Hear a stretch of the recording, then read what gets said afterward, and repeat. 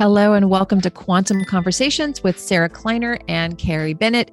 We are so excited about this new podcast. We are going to talk all about quantum health from more of the female viewpoint, but just the average person's viewpoint to make this information accessible so that you can start to implement it in your daily life. I'm going to be broadcasting this on my YouTube channel as well as my podcast for the first 4 episodes, but I really want to encourage you to go and follow us on the podcast app as well as the brand new YouTube channel where we're going to be posting these videos every single week. So the first 4 episodes, if you're seeing this introduction, make sure you head on over to the Quantum Conversations YouTube channel as well as the Quantum Conversations audio only podcast so you can follow the new episodes after these first 4 are published on my channel, the Sarah Kleiner Wellness YouTube channel, and the Evolving Wellness podcast. Those will be linked for you down in the show notes. I also want to let you know I'm posting in the show notes my free guides to building your perfect quantum day, as well as Carrie's free guides. She's got some amazing guides and resources, my courses, as well as Carrie's courses. If you want to dive deeper with any of this information, definitely get those free guides, mine and Carrie's, and check out our courses as well. I hope that you enjoy this episode and have a fantastic day.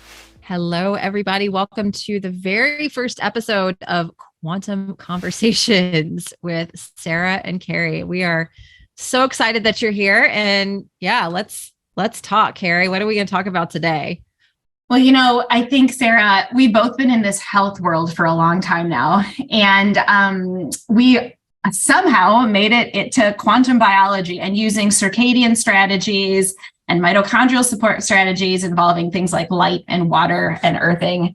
And I think it's interesting to kind of share how we got here in the first place. Yeah, I think so too. And I've talked about my story a lot. I want to hear your story more because it's like we've been friends for almost 2 years now. And I've heard little snippets of it on different podcasts that you've been on, but I don't know that I've ever heard like the full story of how you got into this because so let's. Sure. Right. Sure. And so like it goes way back. Right. And I have shared this in bits and pieces, and I've shared that in undergrad, I was really supposed to, become a doctor or get a PhD in one of the molecular biological sciences. But even in college, like I was not feeling great. Like I had what was called chronic subluxation of my joints. So they would they would dislocate and pop right back in place. Which is challenging, right? To be a college volleyball player, and all of a sudden your shoulder just completely dislocates and pops back into place in the middle of a game. And so I just like this really joint hypermobility. I had lots of pain. I was taped up with kinesio tape everywhere. And I had garbage sleep and just really, just this fatigue and bloating. And did I work through it? Heck yeah, I worked through it. Right? I was in college. I had a lot of studying I wanted to do. I wanted to hang out with my friends. I wanted to play sports. Like I worked my way through it. But something, someone, some energy, some force is probably guiding me not to continue down the traditional road of going into med school, traditional medical school, or getting a PhD, because that is years now that I look back at it under crap fluorescent light and really bad schedules, right? Staying up late, going to so something was guiding me away from that. And I was guided towards massage therapy school. Which was cool because it was a completely different view of how the body operates. So very traditional Western perspective in one end. And then now it's like, oh, there's energy flow and we can put our hands not even on the body and manipulate energy flow and polarity and balance. And so it was cool. I didn't fully buy into it at the time, right? I was like, this sounds cool, right? And it's like, yes, these ancient practices they don't quite get the modern science. Like I was unfortunately, I poo-pooed it too much, but I'm really glad I went through that experience because it gave me a different perspective. And then fast forward to, having my first child who is almost 12. It was the worst, like I woke up one day and I just felt like crap. Right. I was in so much fatigue. I was so tired all the time. I could close my eyes at any time. I was in pain. My joints were puffy and swollen. My stomach was bloated all the time. I had the stinkiest gas you could possibly imagine, stomach cramps. And I couldn't sleep, right? I was exhausted physically. At the end of the day, my body would be like, I am so tired. But like around 9 o'clock at night, zing, I would like get this brain that just got wired and I couldn't shut it off for the life of me. And then in the meantime, my son also was a garbage sleeper, right? He couldn't sleep. He couldn't shut it down. And fast forward to, as he started to get into school age, he developed, he was clinically diagnosed, which he doesn't claim this, I don't claim it, but it was part of the journey. He was clinically diagnosed with obsessive compulsive disorder and generalized anxiety disorder, and was basically told in order to control it, he would have to be medicated his whole entire life. And so, I called bullshit. It's like, I didn't know why I was feeling so, like, why was I feeling so crappy? Especially because it was around that time that I had gotten a master's degree in applied clinical nutrition and was applying nutrition, like eating perfectly. I was a personal trainer as well, exercising perfectly. I understood about massage therapy and energy flow and the more traditional viewpoint of the body. So what the heck was going on, right? What the heck was going on? Why couldn't I just like move the needle? Why couldn't I just all of a sudden say, okay, I'm eating like this, I'm doing this, and now I'm going to feel fine? And why couldn't I help my son either? And so, by the grace of God, I stumbled upon the work of Jack Kruse. I really have no clue what that Google search looked like, probably at 2:00 in the morning one night, to stumble upon his work. But it was just speaking about the body from such a different lens and paradigm and angle, talking about my light environment, talking about magnetism, talking about how the water in my body operates. And I didn't understand much of it at the time, but what I took away was go outside at sunrise, face east, touch your bare feet to the earth, touch your bare hands to the earth, make like the Sphinx, right? And just see what it does. And so I was like, all right, let me do this. So I started doing it. And within a matter of days, it was like this fog lifted, right? All of a sudden, my energy and my focus and my ability to concentrate were transformed. And so it was just like, wait a second, there's something to this, And so that's when I dove down this quantum health rabbit hole and had started applying more and more strategies surrounding it. And it's been the game changer. I feel like I'm thriving. I feel like I'm my fittest, youngest, most thriving version of myself yet, which feels cool to say. And my son too, like no OCD, no anxiety, doesn't need any meds for that, completely reversed. And it was all because we started to understand how the body operates from this different perspective. Yeah, I feel like these diagnoses with children are more and more common. And I love that you kind of said, nope, I'm not owning this. We're not taking this on, because I do see a lot of parents and people just in general that they'll get a diagnosis and then that like they allow that to kind of become who they are and become their personality, or even for their children. Oh, he has this, he has that. And it, yeah, like I have a child with autism. So I've been down that road myself. But I think what I love about this is that you're like, no, we're not going to own it. We're not going to let this be who we are. And that you've been able to overcome that is so cool. Yeah. You get this, right? You understand. My own health was something that it's like, okay, could I wake up and just kind of push through my day and get it done?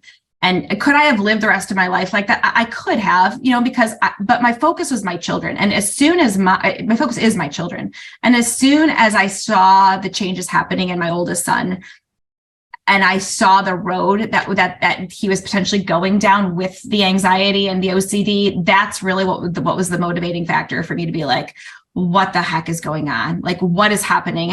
And that's when I really understood more about my environment and how much it dictated health versus dis-ease than any of the other things I'd ever studied before. Yeah, that's what I was going to ask you is what are the changes that you made that you think made the biggest impact for him and then also for yourself? Well, I'll start with him. And I, again, didn't realize this at the time, but okay, new parent, right? New parent. What do we do? Well, what I did was I got a baby monitor and I put it right next to him, basically. Now, this was a wired monitor because back 12 years ago, I think it was too expensive for me to get the wireless one, right? Like something like that. Now they have like the cameras and the wireless and all. Yeah. Yeah. They didn't have that when my daughter's 15. They didn't have that back then. But you can still imagine, like, there's still EMFs coming off that thing. And it was like right by his head. And I was also, in order to be able to kind of see him when I would open the door and peek in, like 3 nightlights on in the room. Right. And these like little LED nightlights everywhere. And then you also add on the fact that our house, this was 2 houses ago, it wasn't grounded. All of the outlets looked like they were grounded because they had 3 prongs. But when we went to sell, the realtor was like, or the who did it, the inspector was just like, these outlets aren't grounded. And we're like, what? So that's when I measured the dirty electricity and it was insane. So like this kid was basically just non-native EMF toxic, not only from the artificial lights and the LEDs from the night lights where he never experienced darkness, but then from all of the dirty electricity and the wireless radiation going through the house. We also had like his, it's a very small house. So like I would say the distance between his bedroom and his playpen, like, you get those little playpen areas and the Wi-Fi router was like 3 feet. Oh, right. Right.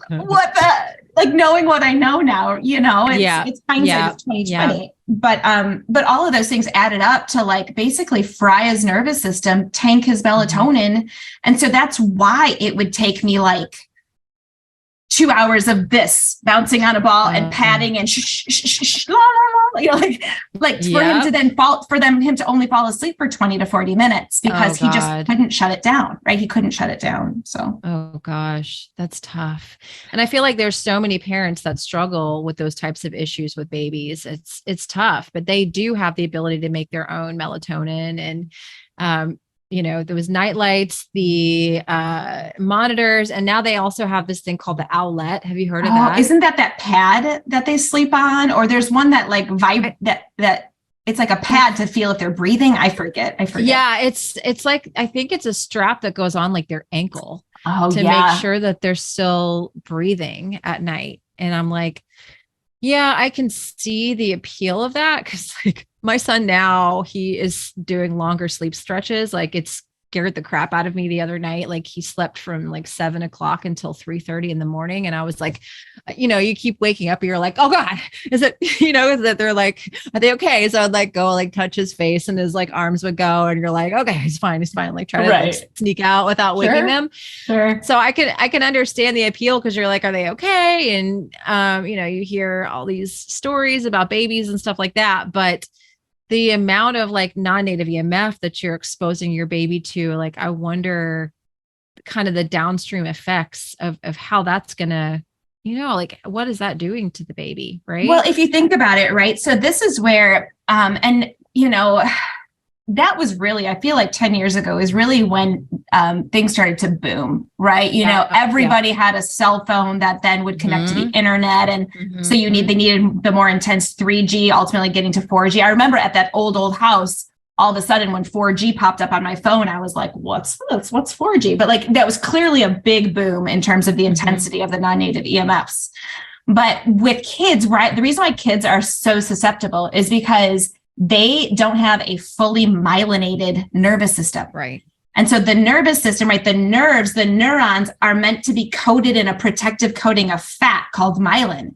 And basically our nervous systems aren't fully myelinated until we're about 25 years old. So the non-native, picture it like the non-native EMFs had a direct pathway to his nervous system to really just create mitochondrial dysfunction all throughout his nervous system and really put his body just kind of in that state of stress, a high fight or flight all the time. So he couldn't shut it down. And so, yeah, that's why kids are especially susceptible to the non-native EMFs. And whereas, you and I with fully myelinated nervous systems, it's nowhere near healthy for us, but we don't have that. It's not going to impact us the same way it's going to impact an infant or, 2 or 3 year old. Yeah. And the other thing that I know Cruz talks about, I've heard him talk about several times, is that you and I'm almost 44. You're a little, I'm 42. Mm-hmm. Yeah. So we did not have cell phones. We did not have Wi-Fi. We did not have any of that stuff. I had a pager when I was 16. Beeper. Type in the code.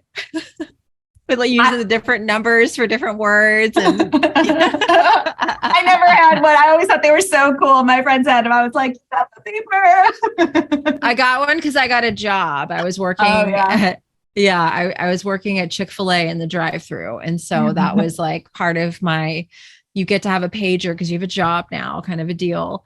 But you and I didn't grow up with, like you just mentioned. I wonder what the long-term effects of this are going to be on this generation. I think we're starting to see that with people that are coming up in their teens and 20s now, that everybody has ADHD. Everybody has some sort of, everyone's diagnosing themselves with autism these days, which I don't want to offend anyone listening. And so Carrie and I are probably going to talk about some stuff on this podcast. We're going to make it a recurring thing that might, ruffle some feathers. But when you have a child like mine that is severely impacted by autism, she cannot speak, right? She's probably going to live with me forever. It's severely impacted.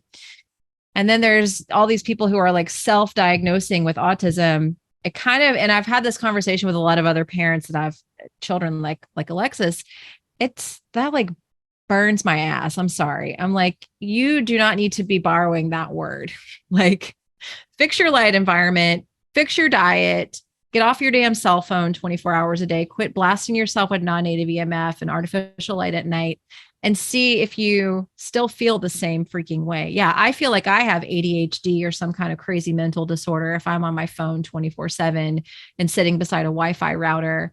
Like, I feel sick, right? Like, yeah, absolutely. So I'm like, all these people that are having, the children that are having all these issues now, teens in their 20s, how much of this is related to this whole, like, they grew up with the Wi-Fi, with these things when their nervous systems and their brains were not fully myelinated, right? They didn't have that good blood-brain barrier protection that they need, right? 100%. Yeah, that's exactly what it is. And so you're right. I think a lot of what we're seeing, I used to teach college courses, and in that population, over the course of the past, how many years was I teaching? Like 18 years, there was a big shift in students who would come to me who had some anxiety and depression, but it was more rare 15, 20 years ago, to the extent that it's over 50% of the class now has true, like really debilitating symptoms of anxiety and depression. And I guarantee you it's tied to the amount of blue light they're receiving from screens on a daily basis, in conjunction with the non-native EMFs. And of course, the culture of instant gratification notifications, right? Like, need more, who liked it, right? So all of those things are combining to just create such it's tough. Like, don't get me wrong, it's tough. I'm not going to lie, but it doesn't mean that you have to live with it. There are strategies and mitigation techniques that can be put in place. And I've seen firsthand how turning someone's cell phone screen red all of a sudden puts down their desire to pick it up all the time. Because it's the blue wavelengths of light coming from that cell phone screen that actually give a hit of dopamine, a shock of dopamine to the system every single time. So when you lower that, you all of a sudden make a screen less addictive. When you have people turn off all of their notifications, it makes it way less addicting. And that gives them the capacity then to reestablish healthy dopamine levels and dopamine pathways in conjunction with like the circadian practices we talk about that we know also help with dopamine production in the brain. But I do feel like this is only going to get worse until this message gets out exactly what the screen technology, from the light in it to the non-native EMFs, are really truly doing to the body. Agree. And it's crazy. I know you have a nutrition background. That's how I got into the alternative health space, was through nutrition, through talking about the carnivore diet. And kind of accidentally going viral. It was not something I had kind of planned to do, but it happened. Here we are. And now I'm talking about this because that ended up not being the thing. I'm still friends with a lot of people in that community, and I do think food is important, but a lot of the people in diet community are quick to say that everybody's health sucks because they're all eating seed oils and they're eating a bunch of crappy foods. And I don't know. It's interesting now. I'm like, that could be part of it, but I don't think it's a full story now, kind of knowing what I know about how these types of things affect the body. Would you say? Yeah, I would. And, like everyone wants to be very dogmatic about their particular way of eating. But what I have seen just from a clinical nutrition perspective now for about 10 years is the fact that there's almost always like this adaptation phase that people experience when they shift. So you could go from processed food to carnivore, processed food to vegan, vegetarian to keto. Like there is like a healing effect that happens in a transition. The body can maybe go through more autophagy. Maybe you're eating less processed foods than you ever were before. So maybe you're shopping more locally at your farmer's market, less glyphosate, right? But I do see this shift, but it appears to me that there's like this sweet spot of like 2 years. Yeah. It's like, it feels really good for 2 years. And then all of a sudden shit hits the fan again, or progress stops. And then people are looking for the next diet to make them feel that way again. And then the next diet and the next diet. So they try all these different diets, and you have to ask yourself, is it the diet or is it something else about your lifestyle that's really what's impacting your progress? Yeah, that's, and it's crazy. I think people are more and more sick these days, so that they're hitting that wall sooner and sooner. Like I'd say the average is probably 2 years, but I get people that are doing diet for 6 months and they're just like, it would help at first and now it's not, or that the diet doesn't even make a huge difference on their health. They're just so sick that it's like, I'm doing this diet and I really just don't even feel that much better. And I'm like, yeah, because you're sitting indoors all day, laying around, you're not going outside, and you're sitting by your Wi-Fi router on your phone all day. And that is really contributing to this chronic illness that you have. Like, we have to change that first. And then, then maybe we can make some dietary changes, and they'll be a lot easier to make, I think, once we tackle this part. But people, they want to go for the food first. And I think it is kind of that low hanging fruit, but I've really changed my mind about how I address things with people. I'm like, let's do this stuff first, and then we can do the nutrition, Yeah, absolutely. I think the light environment and understanding light and non-native EMFs is the foundation upon which I really get to sort out symptoms with clients. So, I've got a questionnaire that's like 217 questions, right? Involving all different systems of the body and all different potential symptoms. And what I like about it is that so many symptoms can shift simply by getting one's light environment correct.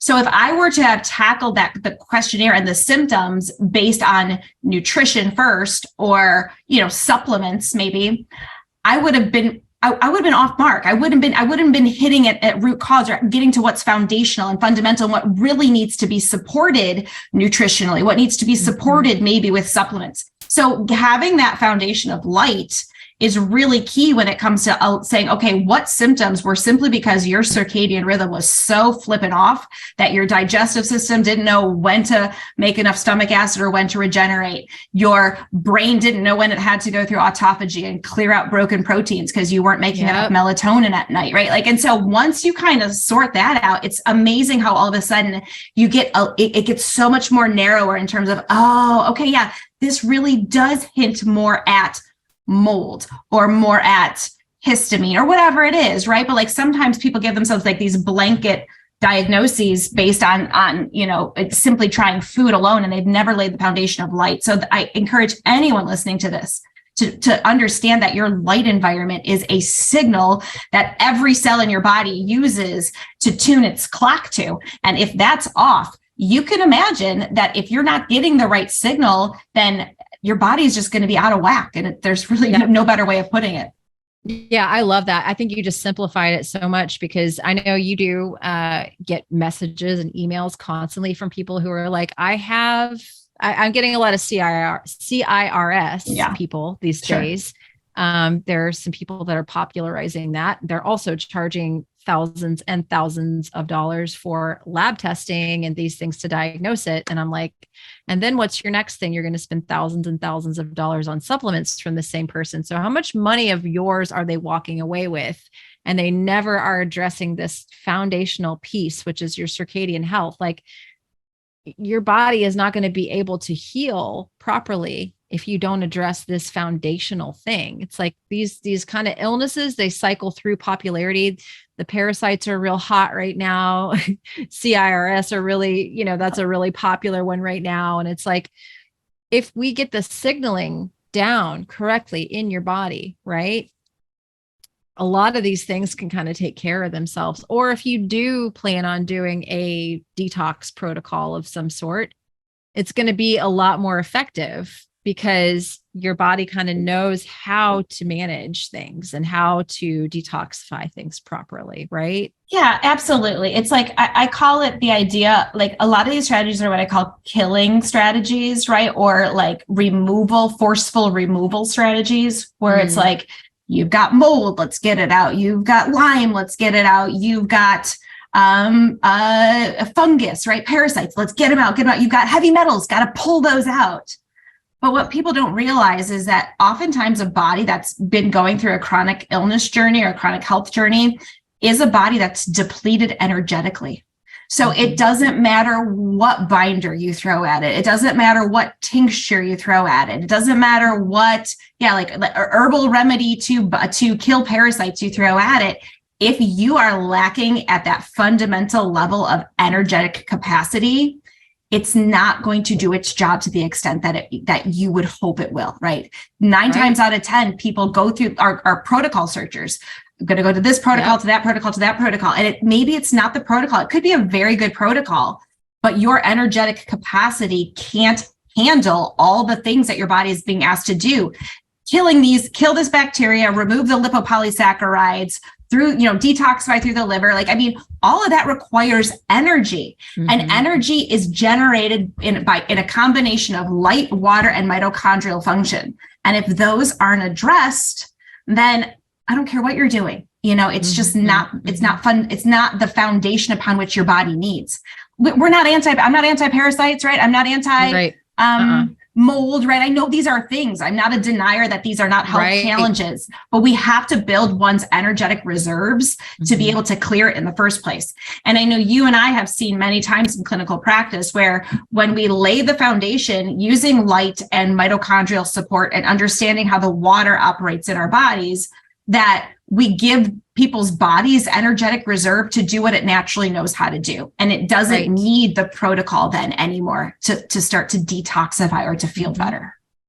Exactly. That's what I think. I mean, talking about our journeys, that's where I got to with all of this quantum stuff, is because I went down that functional medicine rabbit hole and all the testing and the supplements and the money, and that I think so many people are drawn into that. Like, I opened my Instagram the other day. We need to do an episode on like Instagram trends, but I opened my Instagram the other day and it was like parasite, like 10 posts about parasites from different people. I'm like, okay, what the heck is going on right now? This is like the only thing people are talking about. And again, we're not knocking on it, but having gone through the experience I went through with spending all this money on protocols and testing and supplements and not really seeing any improvement at all, then going down, meeting Dr. Cruz, and then finding Dr. Corey, like all the people, and then actually having progress for the first time in years, like dropping 30 pounds, like super easy, feeling better, more energetic, and then getting pregnant. And I'm like, like I can never go back to looking at these types of pages the same way. It's crazy. Like, I don't know. I'm not hating on anybody, but for anybody listening that's kind of in that stuck place with health and they're considering doing anything like that, I would just try this stuff first, not to say never go down the road of getting rid of parasites and don't worry about mold. Yeah, you don't want to live in a house with mold in it, right? You do need to get out of that. You do need to be cognizant of mold, but we got to do this stuff first in order for, it's like building a good foundation for a house, right? Absolutely. Absolutely. You have to train, you have to build the energetic capacity up, and you have to, the body relies on correct timing. So you have to have timing down. You have to have strong regeneration when you sleep, and you have to have energetic reserve. And those are foundational. And so that's the cool part about getting into this quantum health sphere, is that I don't feel like we're telling people never go to do this protocol, never do that protocol. It's or to practitioners either, because what practitioners are doing right now, every practitioner is trying to do their best, right? Yeah. But what I am hearing in the practitioner world is they're coming up against barriers and walls faster than ever before. So we're getting sicker as a population, and the tools that were in one's toolbox are no longer working the way they used to work. So that means that maybe there's something else we can add to one's toolbox at a more foundational level to help all the other stuff be successful again. And that's what I have found these strategies to be. Yeah. And it's remarkable to me, the amount of emails I've gotten in the last few months from practitioners who take my course. I'm like, you're literally a doctor taking my course. Like, first of all, wow. Okay. That's cool. But they're like, this has been life-changing for me. And now I am doing these protocols with my patients, and I'm actually seeing progress for the first time, because I think people are up against a lot right now. They're up against like this toxic non-native EMF environment. We're up against, forced medical interventions that are causing people to get really sick and injured. Got to be careful how we word that on here, but you and I have both dealt with that. And I know a lot of the functional practitioners are dealing with people who, again, have been injured from a medical experiment that they've been talked into getting. And I've had a lot of practitioners reach out to me and say, this is the first thing I've been able to utilize with my patients that's actually finally getting them the needle moving. And I don't think that they're throwing out all their other protocols with mold or parasites or any of these other things. They're still able to kind of add those in, but they're doing this stuff foundationally and finally seeing progress. And I'm like, that's really cool. It's super cool to hear that. Absolutely. And what I find fascinating in terms of just kind of what you were alluding to about potentially a medical intervention that people were asked to get and then had injuries from, there are some organizations who have been curating ways to potentially help the body if they are experiencing an injury or a health challenge from it. And now they're starting to add the more quantum health strategies to their protocols. Really? Red light therapy, methylene blue, understanding that melatonin is very important. Now, I would personally say melatonin is important when we make it endogenously, but it's really interesting to see now they're having to dig deeper to recognize, like, wait a second, what we're dealing with can be a really severe thing for people. What truly gets the ball rolling? Circadian health, circadian strategies, quantum health strategies. Wow. Yeah, I actually had a comment on Instagram today of a woman who is like, I just got diagnosed with CIRS, which is, I think it's like chronic inflammatory response syndrome. Yeah. Yeah. And she's like, and they're telling me I need to take high dose melatonin to deal with this. And I was like, well, I mean, you could, but I really don't recommend that unless someone has like, cancer or is dealing with an active, maybe a COVID infection. Again, None of this is medical advice on this podcast, but I would see what you could do to allow your body to make that endogenously. And I would guarantee that you're going to have a symptom improvement, like hugely. Yeah. The easy thing to do is I think people are, we're a world, and I was here, right? I was here. It's like, tell me what supplement to take. Tell me what product I need to buy so that I can feel better. I feel like crap. Just tell me what to take. And it was easier for me to wrap my brain around taking 20 to 30 supplements a day than it was for me to wrap my brain around going outside at sunrise or taking a walk at UVA rise, right? Like the two of the things that I think that were the most transformative for me. I just couldn't wrap my brain around that. I think that's where a lot of us are at. And even practitioners in their protocols are like, well, we know sleep is important. We know melatonin is important. So here you go. Here's your 10 milligrams of melatonin to take to get you to sleep at night. But when we have to recognize that everything works in a feedback loop.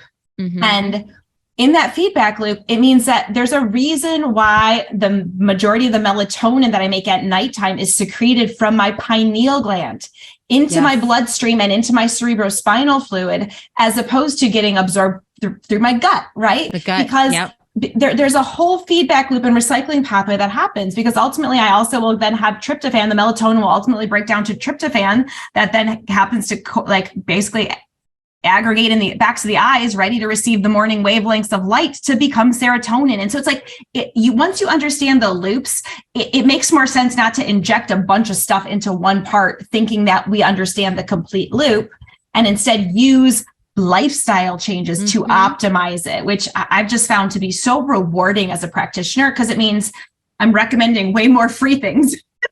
Right. Way more free lifestyle changes and way less supplements. And that a lot of people find it rewarding as well, to be able to take this box of supplements that they've, been recommended over the course of a decade and really pare it down to just what absolutely might be essential.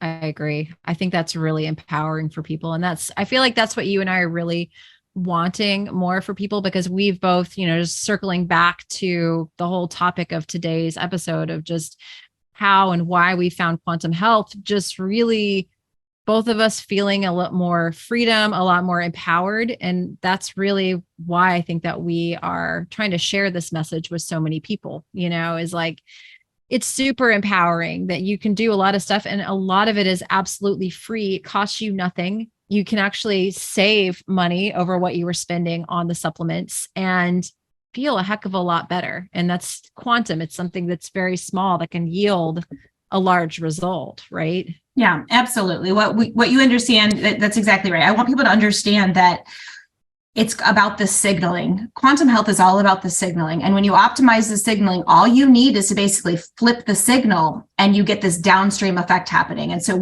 I really want to coach people on the signaling that's needed, that we need to sync up to in order to let the body do what it's meant to do. Because the body is not trying. Symptoms are a result of a body trying to heal itself.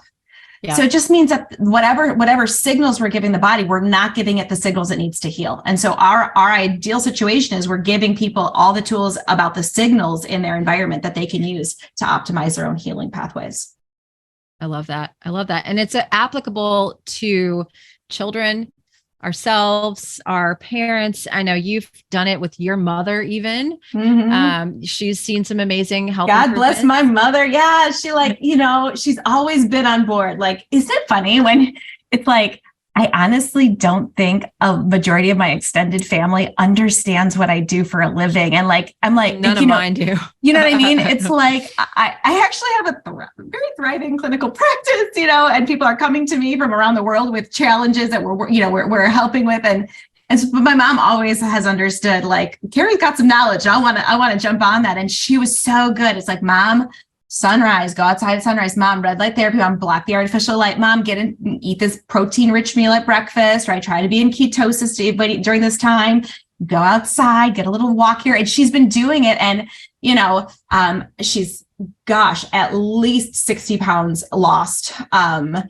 And back when she was starting to come out here and help me with my first child, I've got 3 now, right? When she was helping me with my first child, she seems like decades younger than she was back then. Like, I look back at pictures and how her knees used to hurt and give out on her and all this pain that she used to have. And now I look at her, I'm like, look at how much younger you are almost 12 years later. And look at how much fitter you are. And she's doing all the things. So I'm just very proud of her. That's so cool. That's so inspiring. And I think that's the way we have to do things, is we work on ourselves, we figure it out for ourselves, and then hopefully we help those around us. I haven't done a great job of it with my family, but yeah, I know. No, we all, it's so funny, right? It's so funny. People, it's family. It's a family dynamic thing. That's for sure. But what I do want to also highlight is that it's a journey too. It really truly is a lifestyle, this quantum health stuff. And what I'm really proud to say is I've not had one person who really jumped into this quantum health and did some of the foundational practices that we recommend and say, oh, I don't want to do that anymore. Like everyone who gets into this is like, oh yeah, I don't want to stop. Right. There's really something to this morning light. Like this is a game changer. It's like, it's cool to be able to say that, because I don't think that's definitely not the case with how I used to recommend protocols and things like that for elimination diets and supplements and things. It's completely different. This truly exercise programs. Yeah. This truly feels like it's helping people with a lifestyle shift that they love. They end up loving. Yep. I feel the same way. And, I know you have a private group. I've got a private membership group, and a lot of those people have been with me for the last 3.5 years. They've been there for a while, and a lot of them have kind of come with me on this journey, and they have gone from like being into carnivore and, the carb restriction. And now they're all quantum. Like we all are posting pictures of, being barefoot outside and sun. And the most funny pictures in that group, and talking about wearing cold vests and cold immersions. There's at least one bathtub picture a week of someone who's trying a cold plunge in their bathtub. And I'm like, this is pretty cool. And we don't sit new members. I'll get new members that micro obsess about food and worry about the food. And I'm like, just hang out for a little bit. And this part will get a little bit easier for you, I think. Cause it's that low hanging fruit where everyone wants to go. But I don't know about you. I don't want to spend the rest of my life, counting calories, counting macros.